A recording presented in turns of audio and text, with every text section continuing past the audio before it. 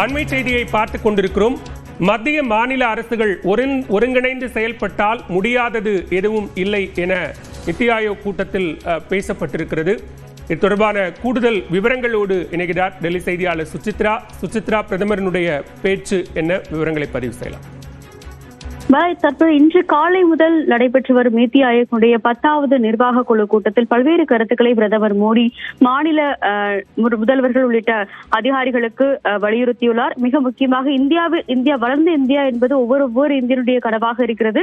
140 கோடி மக்களுடைய விருப்பமும் இதுவாக உள்ளது. எனவே ஒவ்வொரு மாநிலமும் வளர்ச்சியடையும் பொழுது இந்தியா வளர்ச்சியடையும் என்ற ஒரு கருத்தை அவர் முன்வைத்துள்ளார். மிக முக்கியமாக நம்முடைய வளர்ச்சியுடைய வேகத்தை துரிதப்படுத்த வேண்டும் எனவும் மத்திய மாநில அரசுகள் இணைந்து இந்தியா போல செயல்பட்டால் எந்த ஒரு இலக்கும் சாத்தியமற்றது அல்ல என்ற ஒரு கருத்தை இன்று பேசும் பொழுது பிரதமர் மோடி மாநில முதல்வர்களுக்கு அறிவுறுத்தியுள்ளது மிக முக்கியமாக பார்க்கப்படுகிறது. வேகமாக இந்தியாவானது நகரமயமாக்கப்பட்டு வரும் நிலையில் எதிர்காலத்துக்கு தயாராக இருக்கும் வகையிலான அந்த ஒரு நகரங்களை உருவாக்க வேண்டியது என்ற ஒரு கட்டாயம் உள்ளது என்ற ஒரு கருத்தை பிரதமர் மோடி இன்றைய அந்த கூட்டத்தின் பொழுது நிகழ்ச்சிய உரையில் தெரிவித்துள்ளார். அது மட்டுமல்லாமல் இந்தியாவுடைய நகரங்களுடைய வளர்ச்சியை பொறுத்தளவில் புதுமை மற்றும் நிலைத்தன்மையால் அது செயல்பட வேண்டும் எனவும் அதனை அடைவதற்கான ஒரு ஒட்டுமொத்த ஒருமித்த ஒரு செயல்பாட்டை மத்திய மாநில அரசு மேற்கொள்ள வேண்டும் என்ற ஒரு அறிவுறுத்தலும் இன்றைய அந்த நிர்வாக குழு கூட்டத்தின் பொழுது பிரதமரால் முன்வைக்கப்பட்டுள்ளது.